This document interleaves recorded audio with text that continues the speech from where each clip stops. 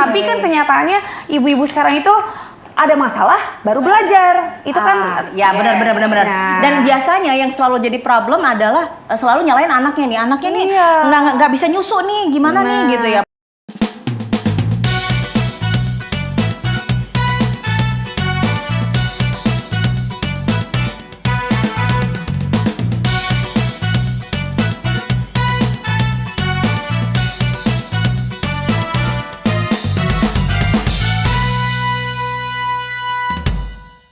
Assalamualaikum teman-teman lini masa kita, kembali lagi bersama saya Vena Harahap. Dan hari ini karena kita lagi weekend ya teman-teman lini masa kita ya, jadi kita pengen tahu nih, lagi pada sehat-sehat, lagi pada santai, atau lagi pada stres? Ada yang stres? Mungkin ada beberapa yang lagi pusing karena punya babies di rumah mungkin ya. Nah, tapi nih kita hari ini obrolan kita akan berada di seputar ibu-ibu dan juga bayi yang sedang disusui oleh maminya. Nah, hari ini kita kedatangan tamu khusus dari AIMI. AIMI ini adalah Asosiasi Ibu Menyusui Indonesia, ya. Dan hari ini kita kedatangan Mbak Eka. Mbak Eka, halo. Halo. Apa kabar? Alhamdulillah baik, Mbak Vena. Ya, beliau ini adalah Kadifkom AIMI Sumatera Utara. Oke, Sumut ya. Sumut, kita singkat aja. Singkat ya, Sumut ya. Oke. Lalu ada Mbak Tia selaku Kadif Riset ya, benar ya. Dan ada Mbak Hasanah selaku Kadif Edukasi. Edukasi. Oke, ini paling pintar berarti.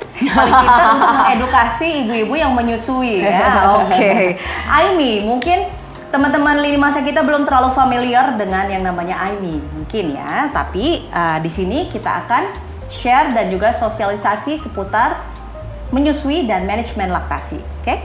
Nah, AIMI, basically itu AIMI itu adalah suatu organisasi seperti apa? Boleh dijelaskan? Kita itu AIMI itu sebenarnya organisasi nirlaba yang nggak ada dapat keuntungan apapun dari pihak manapun gitu ya. Memang kita berdiri sendiri. Okay. Nah, kalau AIMI itu kan sekarang ada banyak ya. Okay. Awalnya itu AIMI pusat, kita bilang AIMI pusat nih berdiri itu tahun 2007 di bulan April. 21 April. Nah, tapi kalau AIMI Sumut sendiri berdirinya itu di 2011, tanggal 20 bulan 11. Oke. Gitu, jadi udah lumayan ya. Ya, udah lumayan lama ya. Iya, makanya sekarang AIMI Seriously, udah lama ya? banget. Tolong berapa ya sekarang berarti? 2023. Udah 10 tahun lebih ya. Iya. 10 tahun lebih ya? Satu dedika? Oh. Iya, kemarin kita baru ulang tahun, tahun lalu baru ulang tahun. Iya, nanti ya. Oke. Jadi tuh ada banyak sebenarnya, udah 19 daerah. 19 daerah. 19 daerah dan punya cabang seluruh Sumatera 10. Berarti udah ada ya? Bukan, arti gini, dari Indonesia. Sumatera Selatan. Iya, dari seluruh Indonesia tuh udah ada 19 daerah. Gitu. Nice. Tapi cabangnya tuh udah ada lagi. Jadi kayak misalnya AIMI Sumbar itu udah ada cabang Bukit Tinggi.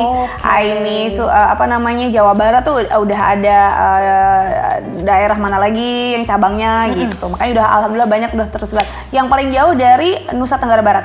Nusa Tenggara Barat. Sama Kalimantan tuh kita udah ada. Dan itu baru atau udah Udah lumayan juga, enggak. Yang terbaru malah Bukit Tinggi, Padang. Sumatera Barat yang cabangnya gitu. Mungkin capek lewat Kelok 9. Bisa jadi ya. Oke. Nah, sejauh ini program yang dilakukan oleh AIMI Sumut itu seperti apa? Boleh dijelaskan mungkin Mbak Tia Kalau atau program Mbak Hasanah? kita banyak sih. Intinya tetap inti dari program kita yang mengedukasi yang pertama. Cuman kita tuh sasaran program kita biasanya kan kita dari bawah dulu, maksudnya langsung terjun ke masyarakat kayak gitu kan. Kita buat kelas menyusuin, kerjasama dengan pemerintah desa. Kayak kemarin kita kerjasama dengan PLN. Iya, PLN, ada juga komunitas, BUMN kayak gitu. Nah, kita kerjasama dengan mereka untuk buat kelas edukasi, dan edukasinya itu bertahap, mulai dari ibu-ibu, kemudian kader-kader posyandunya kita buat juga seperti itu. Jadi terus kayak setiap kali ada, selain kegiatan edukasi, kita juga ada kayak kegiatan dari nasional yang memang udah ditetapkan gitu. Ini ada Bulan ASI atau World Breastfeeding Week gitu ya, kita buat ini. Jadi daerah itu selalu disupport oleh AIMI ya. Oke. So ini sesuai dengan visinya AIMI kalau gitu ya. Sesuai banget ya. Jadi melalui meningkatkan jumlah ibu menyusui. Betul. Melalui promosi, edukasi dan sosialisasi yang seperti itu ya. Oke. Nah, berkaitan dengan edukasi, Kalau edukasi untuk ibu-ibu yang mungkin belum punya anak deh, Jesse belum punya anak ya, tapi planning untuk punya anak dalam terms waktu mungkin 1 tahun ke depan, nah seperti itu, apakah itu butuh untuk diberikan edukasi seperti itu? Bagaimana preparationnya untuk menjadi seorang ibu menyusui nantinya? Mungkin support dari keluarga, apakah itu perlu? Mungkin bisa dijelaskan? Seperti saya sendiri, saya belum menikah. Ya. Belum sendiri. Karena apa? Sebenarnya menyusui ini kan Kak, yang saya pelajarin tahu juga harus ada ilmu gitu, bukan hanya sekedar mudah sih menyusui tinggal buka baju, bayi dikasih, nggak seperti itu gitu. Ternyata ada ilmunya gitu. Jadi kalau menurut saya memang harus sebelum menikah itu kita harus prepare dulu, harus punya ilmunya. Kalau di AIMI sendiri itu ada kelasnya, ada kelas sebelum persiapan untuk sebelum menyusui gitu. Dan sebelum menyusui juga ada kelasnya. Berarti problem pada saat menyusui itu bisa muncul sebelum proses menyusui itu dimulai. Apakah seperti itu? Problemnya biasanya muncul setelah ibunya punya bayi. Karena gini, harusnya kita belajar dulu dong. Jadi ketika kita menghadapi problem tuh kita ya kemarin kita udah aware ya. gitu kan. Nah, tapi kan kenyataannya ibu-ibu sekarang itu ada masalah baru belajar. Itu kan ya benar. Nah. Dan biasanya yang selalu jadi problem adalah selalu nyalain anaknya nih. Anaknya nih nggak bisa nyusu nih, gimana nih gitu ya. Padahal mungkin bisa nipple confusion atau apalah mungkin sejenisnya. Bekali dulu diri kitanya dan keluarganya, karena gini, menyusui itu bukan cuma kita doang, mamahnya nih, suami juga harus tahu, nenek-nenek yang tinggal serumah juga harus tahu gitu. Jadi kan ini apa ya, menyusui itu butuh dukungan. Makanya aku bilang menyusui itu nggak semudah itu, Ferguson. Iya, kok jadi kayak Marimar ya? Ya kan orang gitu mikir, jangankan orang lain, mungkin kita dulu juga kan waktu sebelum punya anak nikah, ngapain sih? Kayak sekarang nih ibu-ibu hamil tuh yang dilihat di sosial media, aduh nanti strollernya apa ya, bajunya belinya apa ya, gitu kan. Lebih ke lifestyle-nya mungkin ya. Gitu kan, maksudnya enggak, harusnya tuh kita tuh pengennya ibu-ibu sekarang tuh kita belajar dulu nih. Jadi nanti ketika begitu ada masalah, ingat lagi, jadi kita nggak terlalu panik. Karena kalau udah bayi nangis, udah ada bayinya, kita panik kan? Pasti. Bahkan kita yang sudah konselor pun, yang udah punya anak pertama, misal begitu lahiran anak kedua tuh kita kayak, aduh, harus gimana ya? Geger gitu kan. Jadi namanya ibu-ibu ya, pasti begitulah. Jadi dan suami pun harus dikasih tahu kalau perlu diajak ke kelas edukasi sama neneknya gitu. Jadi bisa saling support ya. Iya, jadi jangan kayak makanya udah kasih aja dot lah daripada nangis-nangis terus gitu kan, kayak gitu. Nanti kita ngomongin soal dot ya. Dot dan kaitannya dengan cara menyusui yang alami. Nah, itu dia. Nah, kalau kita ngomongin sebelum ngedot ya, kita harus tahu dulu nih ASI-nya. ASI yang boleh diberikan itu kan maksudnya yang baik diberikan itu ASI eksklusif ya. Yes, 6 itu eksklusif. Ya. Nah, sampai 6 bulan ya sebelum mulai adanya MPASI atau apapun itu ya. Nah, sebelum dilanjutkan ke yang 2 tahun. Nah, kenapa? Apa sih kelebihannya si ASI eksklusif ini? What makes it difference gitu loh dari ASI setelah terms waktu itu? Pertama, ASI itu kan dari Tuhan langsung gitu ya, ngasih pasti yang terbaik ya. Dong. Jadi makanya kenapa harus ASI, dan kenapa harus sampai 6 bulan itu ASI eksklusif aja, nggak butuh bantuan yang lain gitu. Kenapa? Karena udah disiapkan Tuhan nih, udah disiapkan Allah nih, memang cukup nutrisi gizi yang dalam ASI itu cukup memang untuk bayinya, udah didesain sebaik mungkin, itu cukup untuk bayinya. Sorry, aku tambahin, ASI adalah cairan hidup yang berubah setiap detiknya, berbeda dengan susu formula. Kita minum hari ini sampai besok kandungannya sama, tapi kalau ASI dia berubah sesuai dengan bayinya, kebutuhan bayinya. Bayi sakit, ASI yang dikeluarkan kandungannya berbeda. Bayi lagi sehat atau lagi panas banget di luar, kandungannya dikeluarkan berbeda. Ibu lagi sakit nih, yang dikeluarin berbeda. Hebat banget kan, Masya Allah kan. Bagaimana dengan kondisi kalau ASI-nya tuh encer tuh, yang suka diiniin biasanya kan ya, ibu-ibu ibunya kan dibilangin kamu sih ini kurang makan atau gimana lah itu. Nah, biasanya ASI encer disebabkan oleh apa itu? ASI encer ya. Dalam masa ASI eksklusifnya itu ya. Oke, sebenarnya sih kalau dibilang ASI encer mungkin itu pengertiannya aja yang salah. Jadi kalau ASI itu, kalau misalnya kita bilang kalau ini ASI itu dibagi 2 sebenarnya sebelumnya. Aku kasih tau, imatur dengan matur, matang dengan tidak matang. Kalau yang ASI yang belum matang itu namanya kita sebut kolostrum. Itu yang keluar waktu awal-awal baru lahiran. Warnanya itu jernih, kuning-kuning dikit, kayak minyak. Nah, biasanya itu kalau zaman dulu nenek-nenek suruh buang. Itu ASI basi katanya. Padahal itu yang penting. Oke. Kalau secara medis itu yang sangat penting karena itu ada zat hidup tadi yang dibilang sama Mbak Eka.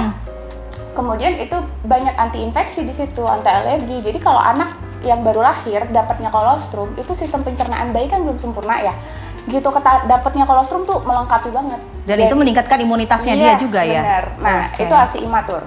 Tapi itu bagus. Walaupun dia dibilang ASI belum matang, tapi itu sangat bagus. ASI matur, itu yang ASI matang, itu yang warnanya udah kayak susu kalau kita bilang. Nah, cuman pada saat ASI matang ini ada lagi namanya fore milk dan hind milk, ya kan? Fore milk itulah yang mungkin dibilang orang ASI encer, ya. Dan itu bagus. Tapi itu bagus. No problem ya sebenarnya It's ya. okay. Jadi bukan kayak orang-orang bilang ASI encer ini karena mamanya mungkin stres. Mamanya mungkin berlemak terus kurang gitu kan. makan gitu ya. Kan sering dibilangin gitu ya kalau kita ibu-ibu ya, teman-teman lini masa kita mungkin ada yang juga punya baby Pengalaman saat ini. yang sama. Punya pengalaman yang sama kayak kita. Soalnya ya dibilangin gitu juga sih. Iya kan? Pengalaman ya Kak ya? Iya bener. Tahu nggak Kak, kalau kayak misalnya gini, ini lagi panas banget di luar ya. Yang keluar lebih banyak itu memang ASI encer, si fore milk. Jadi memang kamu bilang Allah tuh sudah mendesain sedemikian rupa dan tahu kapan harus dikeluarkan ASI encer. Ibarat kayak air panas, kita ngidupin air panas. Kan air panas tuh nggak tiba-tiba keluar si air panasnya dong. Air dingin dulu, Iya dong. baru Adjusting nanti, ya, bener. jadi itu kayak mirip Keren, lah kan? seperti itu gitu. Jadi yang dibilang ASI encer tuh memang ASI-nya kurang berlemak. Ya. Oh, berarti berkaitan dengan kenaikan berat badan si Yes. bayinya itu. Yes. Oke. Makanya orang kepengen sih lemak tadi banyak-banyak. Padahal kan ya nggak sepenuhnya. Masa kita lagi panas minumnya air Minumnya sop buntut ya. Manis banget kan? Ya Allah makasih ya. manis dingin gitu iya, kan. jangan ya. Tadi siapa yang pesen? Ya. Lagi pesen es teh manis tuh. Gitu. Oke. Jadi definisi dari si ASI encer itu yang selama ini banyak di publik itu nggak sepenuhnya benar mungkin ya. Iya. Tapi apakah berkaitan dengan misalnya kualitas tidur si ibu atau level stressnya itu berkaitan nggak sih? Oke, sebenarnya kalau misalnya mengenai ASI encer tuh kan ketahuan banget lagi panas. Yang dipesan es. Banyak banget diminumnya nih. Oke. Nah, sebenarnya kalau misalnya ibunya lagi stres, ibunya lagi capek, kurang istirahat, itu nggak ngaruh di ASI encernya atau di ASI-nya kurang berlemak. Itu lebih ke totally jumlah produksi ASI sebenarnya. Jadi kalau misalnya ibunya stres, itu kan berarti hormon stres meningkat ya. Kalau hormon stres meningkat, itu bisa menghambat si hormon produksi ASI tadi. Nah, jadi produksi ASI-nya tuh jadi menurun levelnya. Tapi kalau fore milk dan hind milk-nya tetap aja sama, gitu. Oke. Nah, setelah 6 bulan, itu diperbolehkan untuk memberikan empasi ya. Nah, kalau ada beberapa mungkin di keluarga yang berbeda-beda kita nggak tahu ya, belum boleh dulu nih kecepetan nih dikasih empasi itu ya. Itu wajibkah atau seperti apa nih? Oke. Kalau aku rasa kalau masalah 6 bulan itu kan batasan maksimal yang harus dikasih ke bayi start mulai makan di situ. Kenapa? Karena ternyata di penelitiannya setelah 6 bulan itu tadi sebelumnya udah dibilang sama Mbak Sanah, kalau ASI itu di 6 bulan pertama itu cukup memenuhi kebutuhan gizi bayi. Ya, nah, setelah 100% cukup. Nah, setelah itu si ASI ini cuma bisa memenuhi kebutuhan nutrisi bayi 40%. Oke, that's why ya. That's why kita perlu empasi. tambah ASI. Jadi nanti kebanyakan nih masalahnya ibu-ibu di 6 bulan tuh datang, ntar anaknya nggak mau makan.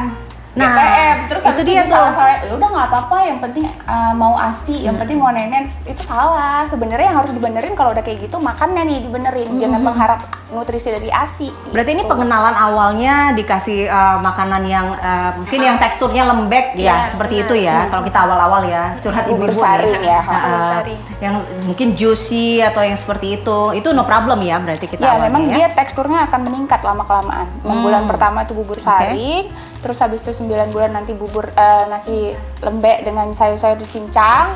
Baru nanti di umur 1 tahun 12 bulan itu nanti mulai makanan keluarga, tapi nasinya mungkin nggak keras-keras Nggak banget terlalu keras lah. ya, Nggak, bukan oke. langsung nasi padang gitu ya. Suka si kapau ya ternyata ini ya. Tapi ada nggak sih tanda-tandanya symptoms kalau ternyata si ASI-nya ini ternyata kurang gitu? Oke. ASI kurang. Sekarang gini, yang berpikiran kurang nih siapa? Kadang kita suka dapat pertanyaan dari klien kan, Mbak ASInya kurang kenapa ibu berpikir? Kita pasti akan bertanya kenapa ibu berpikir bayinya kurang? Iya bayinya nangis terus gitu. Lah kalau bayinya ngomong nanti kita bingung kan. Bayi kan emang bisa nangis ya.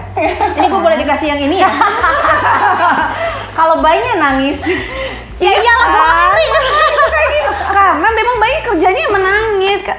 Gini, bayi nangis itu belum tentu lapar, kita bilangnya gitu. Kenapa? Karena banyak hal yang buat dia nggak nyaman. Dulu di perut ibu dia kan ngerasa semuanya enak ya, nggak ada berisik, nggak ada panas, nggak ada dingin gitu-gitu kan. Nah kalau begitu dia udah lahir ke dunia ini kan banyak sekali itu apa namanya yang iya kan, ya, belum lagi bisa jadi sakit loh. Nah, bisa iya, jadi sakit, bisa bisa jadi sakit. insecure. Nah, karena jadi jangan mungkin berpikir pol ya kan. Insecure belum. Jadi harus observasi aku bilang. ASI kurang itu segini selama ibunya paham, tahu belajar bagaimana. Makanya aku bilang edukasi dulu sebelum punya bayi. Udah tahu dulu ilmunya, nanti begitu bayinya nangis dia nggak panik nih. Jadi kalau selama pipisnya oke, ada indikasi ASI cukup. Indikasi ASI cukup adalah pipis bayinya dalam ini 6 bulan pertama ya. Ini tekstur pipisnya? Enggak. Enggak. Pipisnya tuh 6 kali. 6 kali Iya, atau frekuensi. 2,5 liter kali ya? 6 kali. Kita bilangnya hanya 6 kali 6 aja. kali pipisnya, Dalam gitu. 24 jam 6 kali itu minimal 6 kali. Oke. Makanya waktu di 0 bulan bayi baru lahir itu kita menyarankan pakai dulu popok kain. Jadi kita biar bisa hitung. Nah, pupup itu sebulan pertama setiap hari. Setiap hari selama 1 bulan pertama menuju ke awal kehidupannya itu artinya ASI-nya cukup dan berat badannya. Nah, jadi kalau memang berat badan oke, pipis dan Kencingnya segala cukup. macam cukup, kita nggak perlu khawatir ASI kurang. Itu tuh kan relate- kayak kekhawatiran ibunya ya. Relate ke gitu. tinjanya nggak sih?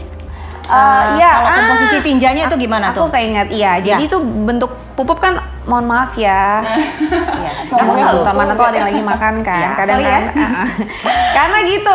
Kalau apa bentuknya aneh-aneh kan? Kalau di 1 bulan pertama itu kan berubahnya tuh di hari-hari awal. 1 minggu pertama sebenarnya itu perubahan dari warna pupup dan konsistensi pupup ya. Jadi kalau yang baru lahir biasanya warnanya hitam.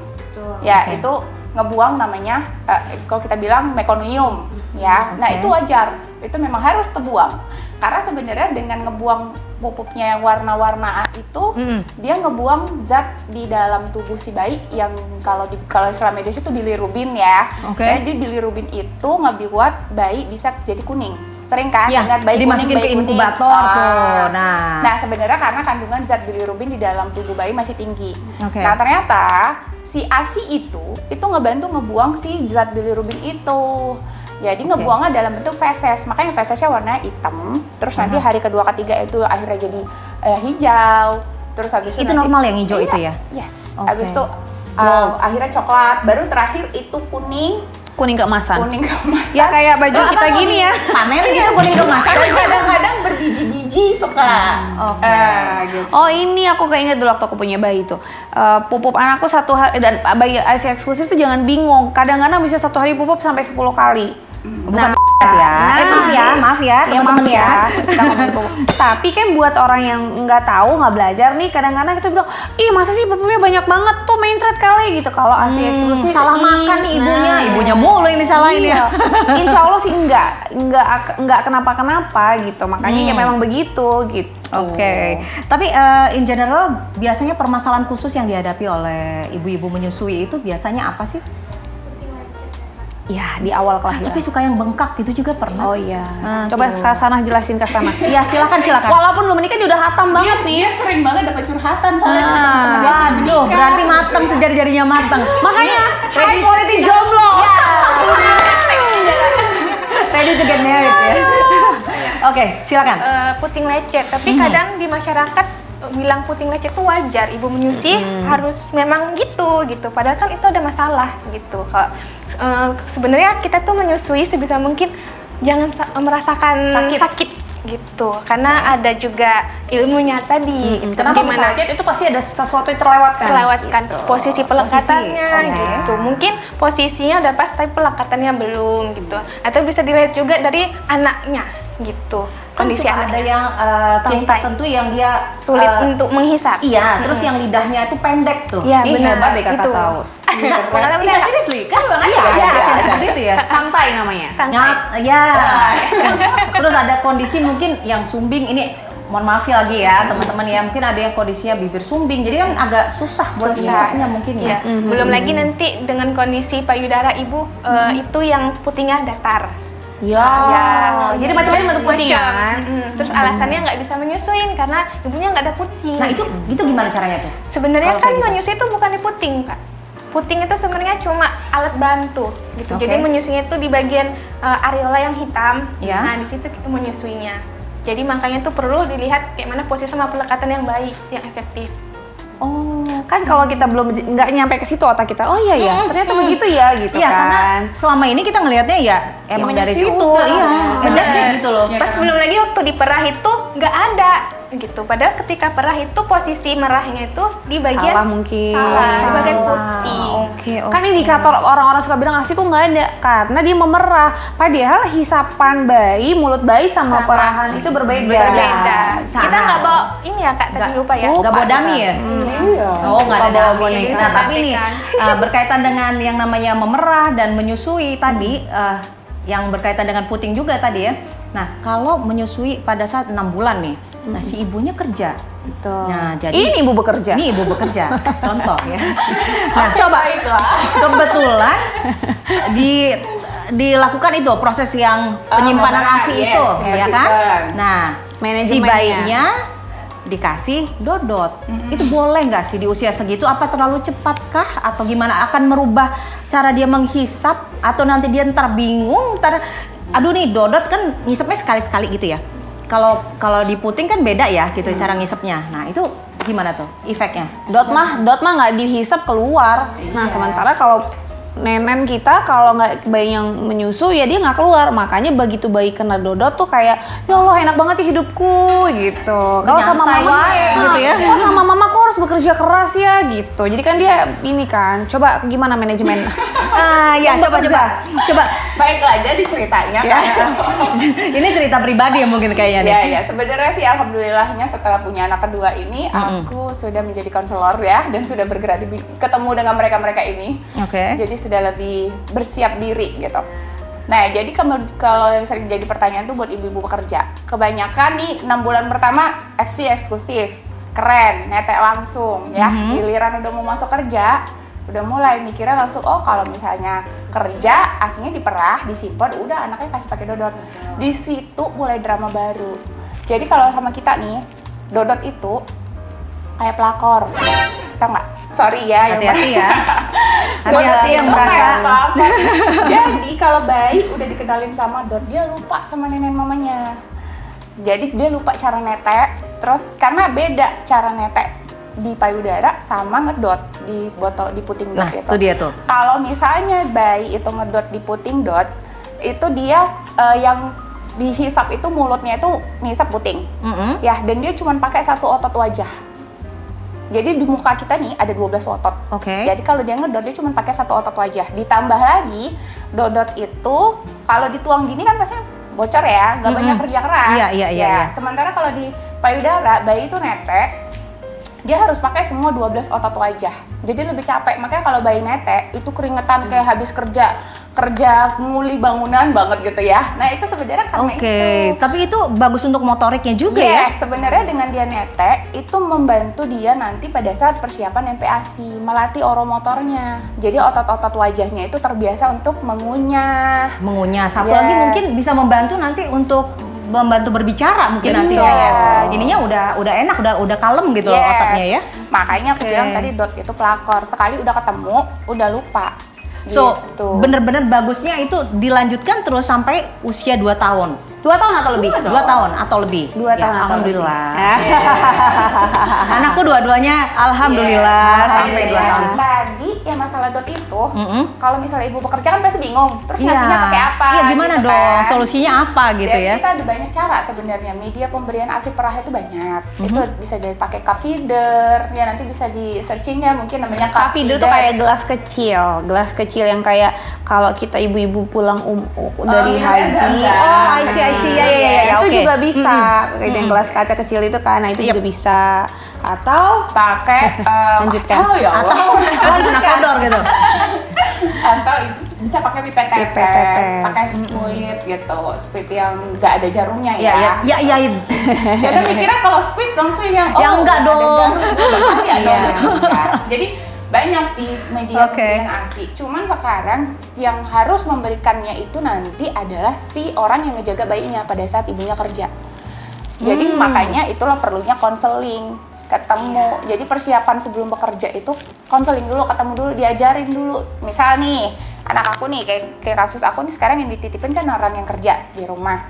Nah, aku ngelatih dia nih cara pakai minum susunya, minum ASI-nya. Minum ASI-nya, oke. Pakai kebetulan ajarin pakai cup feeder.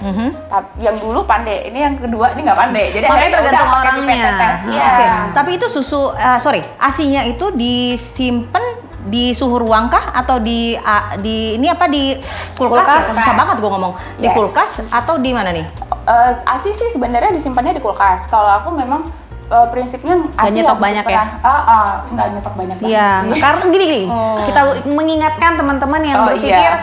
aku harus punya ASI stok banyak. Kenapa? Karena yang dilihat selebgram yang punya ASI 1 gaban di kulkas. No, maksudnya kan tadi kita bilang ASI itu adalah cairan hidup yang berubah setiap saat kan. Jadi maksudnya gini, kayak Tia mungkin nggak punya stok banyak karena dia tahu ritme dia kerja. Aku cuma cukup punya sekian botol, sekian kantong ASI gitu Dan kan. keperluan bayinya juga segitu aja gitu ya. Beda dengan kebutuhan Betul, yang betul. lain. Makanya jangan melihat orang-orang yang punya lagi gini, buat apa sih kita punya banyak-banyak? Kecuali mau dijual.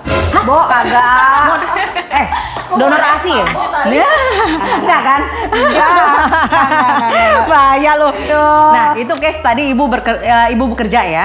Nah, solusinya itu ya. Jadi untuk pemberiannya bisa pakai squid, bisa pakai tetes, Feeder, bisa iya. pakai cup feeder. Iya.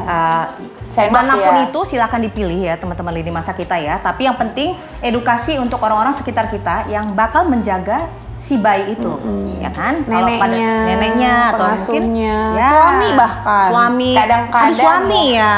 Nah, Nah, lu aja pasti. gitu kali nggak? Nggak harus. harus membantu Coba. belanja ke itu misalnya ke pajak sebentar kita bahas Ada hari pajak. Minggu. Ada hari Minggu kutu. Iya kan? Gini, menyusui itu bukan hanya pada ibu. Menyusui itu hanya Jangan marah, Mbak. Tenang, tenang. Tadi kan gitu kan, kalau nyuruh ayah tuh suka susah gitu kan. Iya, benar. Yang diajak ke kelas edukasi, ajaklah suami, ajaklah neneknya. Karena yang omanya bawel gitu nanti ya. adalah neneknya.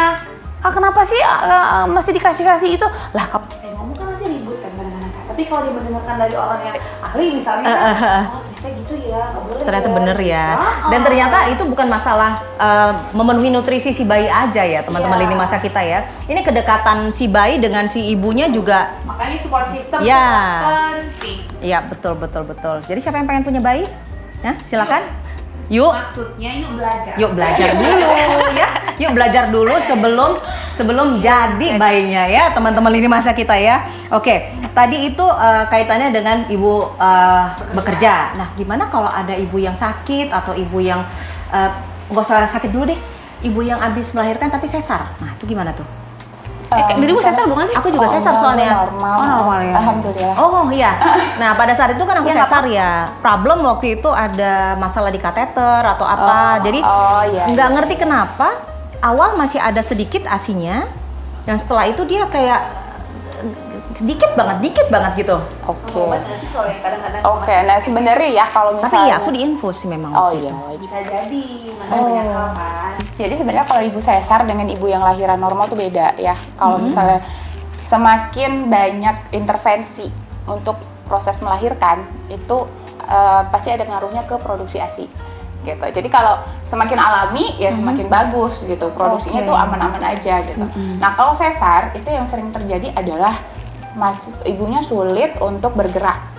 Ya, Iya. lebih lama daripada orang yang lahiran normal. Lahiran betul, normal betul. harinya lahir, ntar sore udah mandi. Ya ini masalah Ya. penyembuhan ya. Yes, masa Ah. penyembuhannya lebih lama pasti Iya. ya. Terus habis itu obat-obatan masih banyak dipakai. Betul. Yes. Terus habis itu satu lagi ini kayak selang-selangan apa? Iya. Infus, kateter, segala nah macam. itu dia. Kalau itu semua itu memang jadi penghambat. Cuman sekarang kan kayaknya udah model baru ya, Erax itu ya. Mungkin ini harus Ya, dikomunikasikan ke dokter. Dokter, saya mau menyusui, tolong obatnya kan yang aman buat bayinya. Nah, itu dia tuh pada masa awal-awal waktu itu 3 hari pertama ya. Padahal aku pengennya pada awal pertamanya itu tuh yang apa kolostrum tadi ya. Pengen banget tuh experience yang itu gitu ya. Cuman kenapa ya waktu itu aku juga kondisinya kurang masih fit belum ya. pas kan. Jadi sebenarnya nggak apa-apa sih, tetap aja intinya kalau ibu-ibu sesar, apapun kondisinya selagi dia masih bisa memang stabil, kalau nggak bisa berdiri, nggak bisa duduk ya nggak apa-apa, kita bisa Ya, nggak apa-apa, sambil rebahan ya. sambil Iya, rebahan, tetap intinya Susui. disusui. Dan segini nih, satu ruangan. Jadi kita ketika melahirkan bayi itu tidak di ruangan bayi. Yang baik adalah bayinya tidur sama kita 24 jam di ruangan kita. Jadi kalau sesar atau tidak sesar, bayinya bisa tinggal sama kita. Gini, 9 bulan dia di perut kita, kenapa dia harus begitu lahir dan dipisahkan dari Terpisahkan kita? gitu ya. Kita kan nggak tahu bayinya nangis di sana gimana. Kadang-kadang bayi nggak butuh cuman minum kan, bayi cuma pengen dipeluk, bayinya cuma pengen di Anget dada gitu kita ya. gitu. Aku pernah adikku sendiri sesar Tia. Jadi itu ya memang susah emang posisi dia untuk bergerak, masih sakit kalau Iya. masih yang zaman dulu kan belum ada Herax gitu ya. Tapi bisa kok menyusui bayinya diletakkan di dada ibunya. Itu Ya, bisa mungkin- kita, tapi ya itu butuhnya bantuan dari Iya, betul. Iya kan? Butuh bantuan, benar. Jadi nggak bisa sendiri ya, makanya Positioningnya itu kurang aja. nyaman gitu memang. Tapi bisa menyusui, bisa satu ruangan dengan bayinya. Jadi kalau ketika dia belum bisa bangun, Mbak tolongin dong, udah selesai neneknya tolong iniin, nggak ambilin gitu. Kecuali ada case tertentu mungkin Iya, ya, kalau kayak mungkin, harus ibu, di iya. inkubator untuk waktu yang Ya, cukup lama. indikasi medis lah ya. Iya, Kalau indikasi medis dua-duanya seperti itu stabil, ya. lanjutkan menyusui. Iya, kalau indikasinya oke, boleh bersama dengan ibunya terus. Oke, baik. Nah, bagaimana kalau case-nya itu kita kan mau puasa nih ya, teman-teman lini masa kita iya. ya. Kita mau menyambut bulan Ramadan nih, 1444 ya kalau nggak salah ya. Kalau salah Vena, ya ampun. Lu kena Kita langsung panik, emang iya ya kita. Nggak serius ya, 1444 ya. Jangan konfirmasi ke kita gitu. Iya kan, harus kita browsing dulu ya. Nah, ini case-nya gimana? Kalau misalnya si ibunya masih mau puasa nih, Mencoba ya. pengen puasa nih, gue pengen puasa, tapi gue juga kerja. Nah, itu gimana kondisinya? Takutnya nanti ya itu susunya takutnya nggak ada gitu kan, atau gimana? Kalau dikasih susu botol ntar kayak begitu nanti. Sayang lah. Sayang kan itu Gini, momennya gini. ya gitu. Islam tuh kan memudahkan banget. Yes, jadi sebenarnya ada itu kemudahan ya, ada rukhsah dikasih kalau udah secara Islam ya. Kalau misalnya untuk ibu menyusui, ibu hamil itu dibolehkan tidak berpuasa. Tapi kita lihat lagi kadang-kadang kita nih ibu-ibu latah, sok-sok, udah deh, coba deh gitu Nah, ya. pengen coba. Nah, Boleh. kalau pengen coba Jadi, gimana? kalau misalnya kayak gitu modelnya silahkan dicoba. Tapi jika di pertengahan hari tiba-tiba nanti dia, karena kan kalau kita puasa otomatis cairan sedikit masuk ya. Iya. Otomatis itu mengurangi produksi ASI. Ya, total yang biasa mungkin kanan kiri bisa 500 atau 300 ya, ini mungkin jadi berkurang. Nah, kita lihat juga kondisi bayinya. Kalau bayi juga memang sudah MPASI misalnya nih, Iya. bayinya udah MPASI 6 bulan. Ya udah dicoba puasa boleh, karena toh ASI hanya tadi balik lagi cuma 40% memenuhi kebutuhan si bayi. Jadi ibunya pun kalau memang dia berpuasa dan produksi ASINya sedikit turun, ya jangan dong ya. nggak apa-apa. Oh, Karena gitu. kan bayinya bakalan ada makan. Oh, kalau udah MPASI Kalau no problem MPASI, ya. Tapi boleh, tapi intinya tetap dilihat. Jadi coba gitu loh, kayak trial and error gitu. Tapi untuk bayi di bawah 6 bulan, kalau boleh kami konselor menyarankan tunda dulu atau bayarlah fidyah atau segala macam. Iya. Islam tuh memudahkan banget, jadi jangan memaksakan. Ketika Anda mencoba berpuasa, coba diobservasi terus. Karena gini, pernah ada member yang ibunya nggak apa-apa, aku fine nggak apa-apa. Tapi ternyata Bayinya. setelah dia berpuasa berapa hari dia baru sadar, oh ternyata bayiku rewel banget, nggak kayak biasanya gitu. Oke. Nah itu artinya bisa jadi ya udah dulu deh puasanya, coba dulu, nanti kita bisa ganti atau bisa coba di lain hari gitu. Jangan abai, jangan memaksakan diri. Ya karena Nanti- ini bukan cuma tentang kita ya, Iya, ini tapi tentang anak kita juga. Ya. Allah juga marah nanti kalau kitanya Memaksakan memaksakan mengabaikan anak juga gitu jadinya kan. Oke. Nah, ini tadi kita mau puasa, jadi untuk ibu-ibu yang menyusui ya, teman-teman lini masa kita, kalau lagi menyusui, kalau rasanya mampu, monggo ya, Sure. monggo. Tapi kalau di bawah 6 bulan, kita sarankan tunda dulu ya. Karena anak-anak juga masih butuh asupan nutrisi yang luar biasa banyak untuk masa pertumbuhan. Awal-awal loh, Iya. awal-awal masa pertumbuhannya mereka. Nah, Betul. ini ada satu case yang aku pengen tanya nih ya. Ini usianya udah hampir 2 tahun nih, bayi. ASI-nya ASI lancar gitu ya, tetap. Tapi suka problem dengan fesesnya itu yang keras gitu loh, keras banget. 2 tahun ya? Hampir 2 tahun. Oke. Jadi 1 tahun 8 bulan ya kalau nggak salah gue. 1 tahun 8 bulan kalau nggak salah. Jadi fesesnya itu udah dikasih Lactulux juga apa segala macem, dikasih buah, dikasih serat, pokoknya yang vitamin-vitamin yang mendukung supaya pencernaannya lebih bagus gitu ya. Tapi tetap aja fesesnya itu keras gitu loh. Wah, ini Fesesnya banyak itu- harus diobservasi kalau gini. Karena kan itu udah berkaitan dengan makanan ya. Maksudnya kan bisa jadi kurang cairan satu atau dari makanan si bayinya kalau itu bukan ranah konselor ASI tapi kayaknya Enggak, tapi si ibunya itu menyusui. Iya, menyusui. Iya enggak apa-apa, tapi kan udah makan. Kalau si ibunya ini kebanyakan makan daging atau No, apa, nggak ada itu relate nggak sih? hubungannya. Enggak ya? Enggak ada. Enggak ya? So no problem ya? Gini, sebenarnya ya? ASI itu mengambil saripati terbaik dari ibunya. Jadi jangan pernah menyalahkan ibunya. Kalau misalnya ibunya yang kekurangan makan, even kayak apa sih kayak ibu-ibu yang di Ethiopia sana, Afrika sana yang kekurangan. Masya Allah, gizi. anaknya tetap hidup loh. Nah, Iya kan? Karena Iya. jadi yang diambil itu sari terbaik ibunya, cuman ibunya yang kekurangan artinya ya misalnya jadi gampang pusing atau jadi gampang capek segala Dehidrasi macam. mungkin ya. Makanya ibunya yang harus, jadi ASI itu akan selalu baik apapun itu. Kalau tadi di case tadi mungkin itu banyak harus dikonsultasikan bagaimana makan si anaknya ya Bu Dokter ya.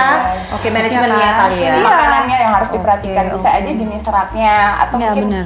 karbohidratnya juga Kebanyakan mungkin. bisa mengganggu juga konstipasi. Seratnya gitu. Karena serat juga bukan bikin lancar kan Kak, kebanyakan. Betul, dia lagi di juga- anak ya. di Kebalik anak. ya benar.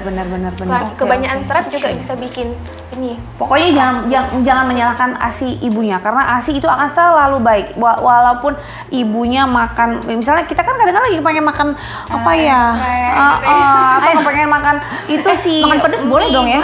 Boleh dong ya. boleh, Jangan tapi pedes-pedes banget ya. bukan Ada tapinya. tapi Apa, Bo? ada beberapa bayi yang sensitif terhadap kandungan si bayinya tadi. Kandungan Kandungan si ibunya cabai. itu, oke. Kandungan cabainya. Boleh. Gitu. Kayak aku termasuk orang yang kalau makan cabai anakku nggak apa-apa. Tapi mungkin di Tia atau di siapa gitu ada orang yang ada batasnya gitu.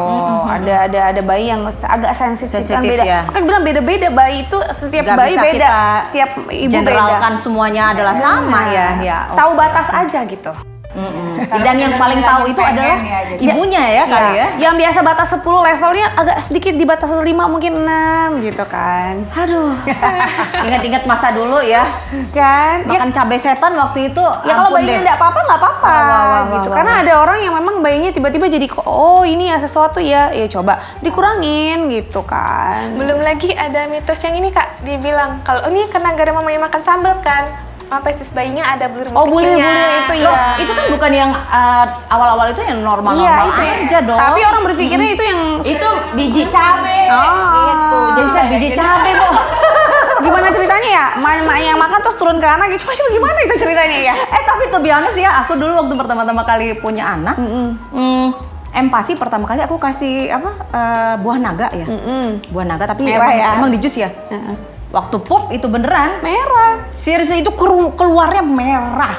Dan aku kirain anak aku tuh sakit. Darah gitu. Jangankan bayi, anak kita yang udah gede aja sekarang nih, anakku yang udah gede nih, udah 6 tahun aja kalau minum jus buah naga kebanyakan satu hari porsinya banyak, ya pipisnya juga ada ping-pingnya. Ada ping-pingnya, ya benar-benar. Jadi gini ya, perlu edukasi itu bahkan Jangan sebelum panik. menikah. Bener. Bener. Serius. Ya, jadi jangan panik duluan gitu. Jadi kita harus tahu, kita harus nge-prepare seperti apa, Nah. menghandle-nya seperti apa pada Betul. saat kejadian. Nah, jangan panik. Karena mama ini pasti bawaannya panik kan. Nah, Begitu itu adalah nangis tarikan panik. pertama. Bener. Aduh, belum lagi nanti kalau bayinya minta gendong terus kan. Kenapa ya minta gendong terus ya? Kenapa? Gitu, pikiran kita overthinking gitu loh. Tapi kalau kita udah belajar kan, oh iya ya kemarin kan katanya kamu Tia tuh harus begini gitu. Tapi kamu Tia jadinya kan gue. Ini kamu Tia Kak? Ya hadir saya itu. Iya, Ada apa? baik. Mbak Eka udah berapa lama bergabung di AIMI? Dari awal. Kalau Aimi Dari semut awal. ya. Dari awal. 2007 berarti. Enggak, itu 2007, kan 2011. 2007 sih Aimi Pusat. Iya, 2011 berarti. Iya, berawal dari kayak gini nih buat konten dulu. Oh, Cailah. Ya udah lu sama gua aja. Nggak, tapi serius boy. Aku tuh gabungnya sama Aimi Semut tuh gara-gara salah satu dulu kayak cikal bakalnya itu. Bahkan dulu ketua Aimi Semut yang dulu belum menikah. Oh gitu. Sama Nina ya Kak? Nina itu Sampai akhirnya menikah gara-gara gabung di AIMI, enggak ya? Jadi dia kayak pengen belajar ngapain ya? Kenapa aku belajar? Kadang-kadang dia bertanya kenapa ya aku belum kawin tapi belajar ternyata. Tapi ternyata akhirnya ya itu berguna sekali. Manfaatnya gitu. adalah itu ternyata ya Jadi- teman-teman Jadi ya. belajar, jadi tahu kan. Oke. Tapi dari Aimi itu terlibat nggak sih kalian kalau misalnya ada pekan ASI Ikut atau lah. apa kayak gitu-gitu Kita ya? selalu gini, COVID kemarin pun kita tetap ada kelas edukasi. Agak kalau promo COVID- sedikit, maaf ya. Kalau COVID. Sorry, kalau keadaannya COVID. Siapa yang pernah Si kena Mama- COVID? Si Mama kena COVID tuh, gimana tuh? Si Nggak ibu yang apa-apa. menyusuinya kena COVID. Boleh nggak kita nyusuin? Bayinya kena COVID nggak? Ya, pada saat Gini, itu belum ya belum. ceritanya ya. Si ibunya yang kena COVID nih. Boleh. Kalau ya, Boleh. coba ibu yang jawab bu. Boleh. Bener Bu ya? Jadi sebenarnya dari WHO malah nyaranin. Jadi kan kalau ibunya COVID, ya anaknya tetap bisa nyusuin. Karena kalau misalnya di penelitiannya, di risetnya itu, selasa kan di riset ya Allah. Pas dia emang tadi riset tuh. Cocok. Aduh ampun. Silakan Jadi, diminum dulu. Diminum. Nggak usah nanti lupa saya. Enggak, ini dari Markas 7 loh minumannya. Makasih ya. Kalau ini dari Juri Indibar ya teman-teman ya. Yeay. Nih, silakan dimakan. Ini gizi yang cukup untuk ibu-ibu menyusui. Silakan Iya mampir benar. di Jadi Markas 7. nggak perlu booster yang aneh-aneh. Jajan yang begini-begini ini udah merupakan booster ASI terbaik ibunya. Karena ada karbonnya. yang buat Iya, ibu ada happy. memenuhi asupan gula darah juga. Kenapa gua yang jadi? Lanjut. Oke, kan jadi lupa. Ibu COVID tadi, iya, ibu ibu COVID. COVID. Jadi ibu-ibu sebenarnya COVID. Kalau ibu COVID itu nggak apa-apa, dia Oke. tetap nyusuin bayi. Cuman kalau misalnya selama dia bersama bayi, dia harus tetap menjaga itu tadi protokol kesehatan. Pakai masker, cuci boleh tangan lepas. sebelum dan sesudah menyentuh bayi. Bu, jarak 1,5 meter. It's okay, netein nggak 1,5 meter, Ya itu setengah dia. senti. Ya itu dia, makanya terus gimana dong? Ya kan kita nggak apa-apa, kita pakai masker. Oh, pakai masker ya. Iya, Oke. makanya masker jangan lepas. Dan satu lagi balik lagi, sebenarnya ternyata itu di dalam antibody di dalam ASI itu ada antibody. Ya Allah. Di dalam ASI itu ada antibody yang sebenarnya itu bisa bagus untuk pertahanan tubuh bayi gitu. Ada sih penelitiannya dibilang ada apa namanya? Apa sih nama virusnya itu SARS-CoV-2 ya. Oke. Yang zaman dulu diperiksa waktu masih virus SARS yang dulu. Nah kan sama nih sama yang COVID sekarang cuman beda tipe. Nah dulu tuh ada dibilang beberapa persen itu masuk ke dalam air susu, tapi sangat-sangat minimal dan hampir tidak ada gitu. Jadi nggak ada masalah. Jadi bukan berarti ibunya COVID terus virusnya tuh masuk lewat ASI terus anaknya COVID juga. Enggak. Sebenarnya itu dia. lebih ke ibunya netein, ibunya nggak pakai masker ya. Itu bisa Jadi menular. penularannya Yes. melalui itu. Oke. Selama ibunya maksudnya kondisinya stabil tapi ya. Kan ada yang memang orang-orang yang kena COVID ya masih ya nggak apa-apa, cuman batuk-batuk Mungkin dikit, flu dikit, biasa gitu ya. Kan. Itu it's okay. Jadi nggak gini, ibu sakit pun bukan berarti kita langsung aku kan lagi demam nggak mungkin nyusuin. Kayaknya aku nyusuin deh waktu Iya demam. kan, saya Iya. menyusui silahkan nggak apa-apa. Karena ASI ada antibodinya, dilebihkan sama Allah tuh antibodinya. Masya Saking Allah, kerennya luar itu. biasa. Tapi kalau case-nya hepatitis dan HIV, nah itu bagaimana? Nah, kalau itu ada protokolnya. Itu ada Gitu. protokolnya? Yes, ada Oke. protokolnya sendiri. Kalau untuk HIV itu yang perlu kita terapi dulu, mungkin lihat dulu nilai-nilai CD4, nilai dulu, kemudian terapinya HIV-nya udah sampai mana, apa jenis yang dipakai, seperti itu. Jadi ada batasannya di kapan dia bisa nyusuin bayinya. Kalaupun dia memilih untuk menyusui, ya harus fokus nyusuin. Nggak boleh dia nyusuin, nggak boleh dia campur lagi sufor, nggak boleh campur gitu. Jadi harus memilih itu kalau kasus HIV. Kalau kasusnya hepatitis tergantung hepatitisnya apa, hepatitis yang mana. Karena kan proses penularan hepatitis macam-macam tergantung tipe hepatitisnya. Oke. Kalau yang paling sering sih hepatitis B ya, yang sering kita kenal itu dari darah. Yep. Nah, ibunya boleh tetap nyusuin, tapi yang harus diperhatikan tidak boleh ada puting lecet. Karena kalau puting lecet nanti kan berdarah. Dan dia menyalurkan melalui itu. Yes, ya? jadi masuknya dari situ. Makanya harus tahu dulu penularan penyakitnya dari mana. Jadi itu yang kita cegah gitu. Oke, wow, luar biasa banyak ya ternyata ilmu yang harus kita ketahui sebelum menjadi seorang ibu menyusui ya. Harus ada bekal. Harus ada bekal, serius. Karena kita dulu kebetulan, kalau aku ya, aku kebetulan dari ibu menyusui tanpa bekal sama sekali. Untung alhamdulillah aman ya, nggak pakai drama ya. Ini aman, alhamdulillah. Nggak ada. 2 tahun ya. 2 tahun, alhamdulillah. Nah, udah sekarang. Tapi buat teman-teman lini masa kita yang pengen jadi seorang ibu menyusui yang sukses ya, bukan cuma jadi pengusaha yang sukses ya atau apa or anything like that ya. Jadi seorang ibu menyusui yang benar-benar sukses menyusui sampai dengan 2 tahun atau lebih. Nah, itu harus belajar dulu nih. Harus ada proses edukasi. Edukasi bukan cuma sekedar gimana cara menyusui, posisi di sini udah. Silakan pulang, bukan. Karena ada ini apa sekretariatnya ya kalau Aimi ya, Aimi Sumut ya. Sekretariat kantor kita ada, tapi Tapi kita tuh biasanya rutin ada kelas edukasi. Oh itu nextnya kira-kira bakal Insya gimana? Allah, nah gini kan kita kalau habis COVID, kalau kemarin waktu COVID tuh kita buatnya online selami.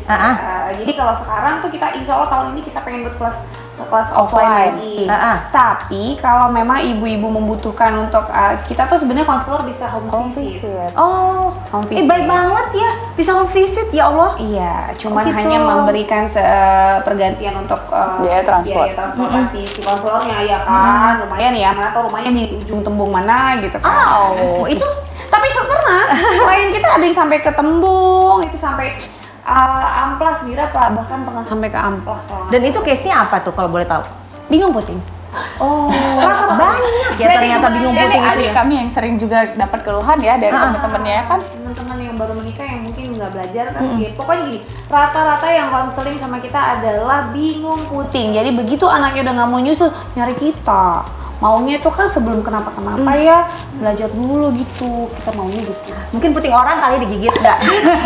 Enggak ya, salah ya. Pengennya kan gitu kan, karena kali ini kalau udah bingung puting itu butuh usaha dan niat yang lebih kuat lagi. Support system suami gimana? Banget lah, harus ada. Sangat. Karena- Jadi istilahnya kan kayak jangan buatnya aja bersama, Nah. ngurusnya juga bersama. Nah, tuh dia tuh. Suami-suami Buatnya harap didengar berdua. Ya, tolong dijaga dan dibantu istrinya dalam rangka menyusui. Jadi, Iya, benar. kalau misalnya kita lagi kadang kan emang suka lagi capek ya. Iya dong. Kan ada momen-momennya kita capek perlu me time atau hal-hal seperti itu. Makanya perlulah sih perah tadi kadang-kadang kan, misalnya kalau memang ibunya nggak bekerja, kita kan mikirnya ngapain sih ibu bekerja memerah, kadang-kadang perlu juga kalau misalnya mamahnya mau belanja atau Ya mamanya mungkin pengen mau ke salon sekali-sekali mungkin boleh mamanya dong. mau ikut podcast kayak gini. Iya, kayak ini mama Tia ini. kan. Oke, Mama Tia udah nyiapin di rumah ya. Udah. Udah berapa banyak? Itu perlu dipanasin kan ya? Nah, yuk aja kasih tau. Tadi kita belum itu bahas belum itu. dijelasin. Berapa jam? Ya Allah, ya Allah. Benar. Oh, di kulkas berapa lama tadi? Oke, jadi sebenarnya triknya ya, sebenarnya kalau yang tadi dibilang udah kita sebut sebelumnya itu kalau ibu-ibu bekerja pasti mikirnya oke, dari mulai minggu kedua udah mulai pumping untuk nanti stok kerja. Salah sebenarnya. Ya. Lama banget, astaga. Oke, lanjut. Jadi kebanyakan tuh orang-orang mikirnya gitu, anaknya Fokusnya lahir, di sini. ASI-nya udah keluar, udah warnanya putih, terus fokus dia mompa. Ya, sebenarnya itu sebenarnya yang salah. Kenapa? Karena sebenarnya itu di awal-awal 1 bulan, 2 bulan pertama itu harusnya bonding dulu yang dikuatin ke bayi. Iya. Nah, mamanya netein aja, toh kan masih cuti kan? Cuti Iya, biasa betul, 3 bulan, 3 bulan. ya. Iya, betul. Nah, jadi kalau aku biasanya harusnya ibu-ibu bekerja tuh mulai nyetok paling lama itu 2 minggu sebelum kerja. Kalau mau cepat sebulan sebelum kerja. Nah, jadi cara nyetoknya itu nggak usah ribet gitu, dibilang boleh nyetok langsung kayak sapi perah emaknya, dimanapun berada langsung nyetok gitu ya. Sebenarnya nggak perlu sih, sehari tuh cukup stok aja kayak sekali atau 2 kali pumping. Sekali pumping tuh paling kita dapat 2 kantong Oke, ya. baik. Ini gitu ya. konsisten memerahnya Tia. Yes, Kadang-kadang yang orang penting gini, konsisten. kok aku hari ini dapetnya dikit banget gitu. Jangan dipikirin hasil perahannya. Kita yang harus diperbaiki adalah konsisten dalam hal memerahnya gitu. Karena kalau udah jadwal memerahnya udah berantakan, ya produksi ASI itu naik turun gitu. Gimana kita mau manage ya sebenarnya? Jadi sehari itu bayangin kalau misalnya kita 1 kantong sekali mompa itu dapat 2 kantong ya. Misal nih sehari kita cuma sekali mompanya. Sorry, boleh sambil minum ya? Iya, Kak. oke. Nanti kering. Oke, aku minum dulu deh kalau gitu. Lanjut Kak, tapi yang lanjut. Soalnya manggil-manggil gitu tadi. Soalnya ayo minum aku. Oke, kalau ini boleh dicicip, serius ini dari juri Indi Bar ya. Aku sering makan ini loh. Makanya udah makan aja. Ada lebihan nggak kita? Iya, makan serius dong ya. Enggak serius ada beneran. Aduh. Ini kan ibu menyusui ya. Ah, iya, Itu kan udah bener. lepas. Nggak sih, Terus, itu terus, nanti Itu kan nggak ada bagus. isu Allah sebenarnya. Akbar apaan tuh? Kan untung gua nggak latah nih. Lanjut lah Tia. Ini gara-gara ini nih, gara-gara mau minum nih. Lanjut ya. Oke. Jadi masalah pumpingnya, kalau 1 hari itu misal nih 2 minggu nih, 2 minggu sebelum kerja kita pumpingnya sekali sehari. Sekali pumping kita dapat 2 kantong kan, dikaliin 14 hari, udah 28 kantong dong. Oke. Ya kan, udah banyak. Bayi tuh paling kalau ditinggal dari pagi sampai sore itu tuh cuman kira-kira perlunya 5 kantong, tergantung bayi sih, tapi overall ratio tuh di antara 4 sampai 6 kantong atau 5 kantong. Kan udah cukup. Ditinggalin kan? berapa lama Dari bekerja? pagi sampai jam jam 8 pagi 9 sampai jam 6 sore. Iyalah, Working kurang lebih hours ya. kan. Iya. Jadi 5-6 kantong pasti biasanya habis, tapi tergantung bayi. Biasanya bayi-bayi yang ditinggal ibu bekerja itu minumnya memang lebih sedikit. Karena lebih banyak tidur ya kayaknya ya. Dia memang behavior bayi kayak gitu. Karena dia tahu minumnya itu kan pakai ASI perah dan pakai media lain kan, bukan pakai dodot. Kalau Iya, kayak iya. pakai dot itu kan kayak kita tuh diglonggong gitu kan, terlalu Yes. banyak ya kan, ada berapa milinya. Kalau ASI perah tuh kan enggak gitu. Kalau ASI perah kan kita misal pakai cup feeder ya udah, kalau bayinya nolak ya udah selesai. Tapi kalau kita ngasihnya pakai dot itu cenderung memang overfeeding istilahnya. Bayinya langsung lebih banyak nyari lagi banyak. Kenapa? Karena yang ngasih dotnya yang kadang-kadang ngajarin. Ngalir gitu. Tuh kan, ini kita nih ngasih. Ah, ah.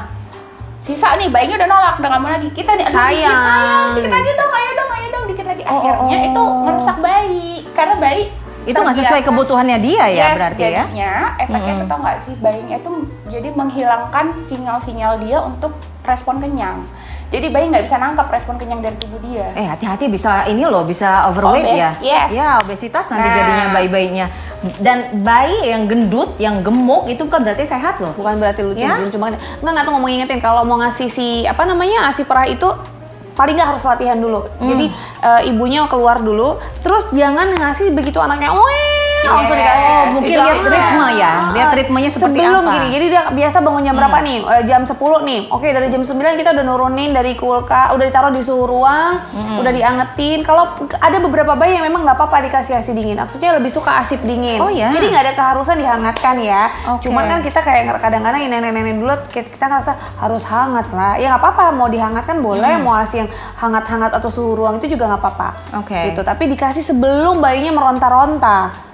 Oh. Jadi emang udah prepare dulu. Jadi begitu bayinya kan tanda-tanda bayinya haus tuh kan udah kelihatan kan. Yep. Kayak kita pasti tahu lah, atau pengasuh yang biasa megang pasti tahu nih. Nah, jadi sebelum dia haus kita suapin dulu. Ya, dia udah mulai nggak gitu. nyaman, mungkin ada movement-movementnya. Jangan gimana nunggu dia gitu ya. manggil pakai suara tinggi tadi kan. Iya, itu sama dengan kayak suami-suami nunggu istrinya marah-marah dulu tuh. Baru datang, kucuk-kucuk, kenapa sayang? Nah, oh lo datang setelah gua ngamuk-ngamuk ya. Pintar. Udah males kan? Udah males gua. Dan satu lagi tuh ya kak, Apa tuh? nasinya itu pun bukan hanya disedok, pakai sendok tuh bukan hanya. Bukan digelong apa sih? Bukan dituangin Tapi gitu. ada tekniknya, ada caranya gitu. Oke, coba-coba dicarain gimana? Nggak ada. Dicarain, dicontohin maksud gua. Bisa ngasih pipet, kalau pipet tetes tuh bukan di tengah, dikasih di pipi sini, pipi Makanya kanan kiri. sebenarnya untuk belajar. Nanti ikut kelas edukasi aja. Silakan. Kalau ada yang Infoin. mau, nanti kita bisa lihat sosial medianya ini Sumo. Enggak, serius gua infoin ke teman-teman. Iya ada, nanti itu kita bakal insya Allah ada kelas ASI. Terus tapi kita memang di media sosial kita tuh memang ada kayak di Facebooknya ini tuh lengkap banget dokumennya. Mau cari apa Bu? Ada. Oke. Ya kan? Intinya belajar membaca dengan baik gitu. Ya Kalau kan? bingung silahkan hubungin kontak hotline kita. Itu udah ada ya. Ada nomor kita punya nomor konseling. Ada nomor konseling. Iya, jadi kalau misalnya kayak perlu bantuan, kalau bisa kita bantu lewat WA aja, kita bantu lewat WA. Tapi ketika ada yang misalnya perlu bantuan si konselornya langsung, boleh panggil kita ke rumah untuk membantu gitu. Itu 24 jam? Enggak ya? Maaf ya, Kita ibu-ibu juga Kayaknya ya. nggak sopan. Agak gimana gitu ya, 24 jam ya tidur kapan. UGD Oke. aja ada jam terbang ya. Bu, UGD, ya. UGD. Iya, iya bener ya. Oke, nah ini mungkin ada yang mau disampaikan buat teman-teman lini masa kita yang mungkin pengen tahu lebih banyak tentang AIMI dan juga pengen tahu lebih banyak tentang manajemen laktasi ya. Mungkin ada yang bisa disampaikan dari Mbak Hasana, Mbak Tia, atau Mbak Ika? Lagi minum? Lanjut minum juga lah. Yang lain aja. Oke. Apa yang mau disampaikan ya? Jadi intinya kalau misalnya mengenai manajemen laktasi dan segala macam dunia laktasi, ya yang pertama sekali memang harus siapapun Anda, apapun tujuan hidup Anda nanti, Buset. tetaplah belajar. Tujuan hidup ya? Ya, untuk cewek-cewek ya, tapi nggak menutup kemungkinan untuk para pria, Suami-suami ya? calon suami atau suami ya. Belajarlah dulu. Jadi kebanyakan tuh orang-orang belajarnya setelah ada masalah ya. Jadi prepare sebelum terjadi masalah itu lebih baik sehingga lebih matang persiapannya. Terus drama-dramanya itu juga nggak ada. Terus bisa dengan gampang menjawab pertanyaan-pertanyaan netizen ya. Netizen, Banyak sekali. pemirsa, jangan baiklah. salah, kan? Oke. Ngerasain banyak sekarang ibu-ibu muda tuh kalau misalnya lahiran pasti didatengin tetangga apa segala macam pasti Oke. banyak gini kalau sudah belajar dan ikut Iya. kelas ada persiapan, insya Allah sudah lebih tenang menghadapinya. Well educated ya, Yes. mudah-mudahan. Jadi nggak panik ya teman-teman lini masa kita ya. Nah selamat buat ibu-ibu menyusui yang sekarang sedang menyusui nih. Jadi mulai sekarang kalau bisa silakan joining di kelasnya Aimi ya. Nah, ya Aimi Sumut akan ada kelas counseling juga. Itu available, nanti ada nomornya ya. Ada, boleh ya. Nomornya bisa boleh di mention? Agak lupa, mohon maaf. Agak lupa. Padahal aku yang megang Oke, loh, baiklah. gimana ya, Masya Allah. Pokoknya kita ada sosial media tuh ada Instagram, ada Ya. Facebook ya. Terus kalau misalnya mau info-info terbaru biasanya kita update di situ. Di Instagram. Di Di Instagram Instagram. lebih update ya. Oke. Iya, nomornya 0811 6144 741. Oke, 0811 6144 741. Ya, Gitu. silakan hubungi untuk teman-teman lini masa kita yang pingin konsultasi seputar laktasi dan manajemen laktasi ya. Bukan hanya terbatas untuk Anda yang sudah menikah atau sudah memiliki anak, tapi justru untuk Anda yang belum menikah mungkin, Iya. atau untuk calon suami, Betul. atau yang pengen prepare untuk menikah dan memiliki anak ya. Selamat dan mudah-mudahan kita semua sukses ya. Aimi Makasih juga. loh Kak Vena udah Terima diundang. kasih juga udah mampir ke sini berbagi ilmunya yang Iya. luar biasa ya. Mohon maaf kalau ada salah-salah kata. Aduh. Caira. Mau lebaran, mau puasa. Mau puasa, kan? puasa dulu ya Bu ya. Oke, kita ketemu lagi di video lini masa kita selanjutnya. Tetap bersama saya Vena Harahap, jangan kemana-mana.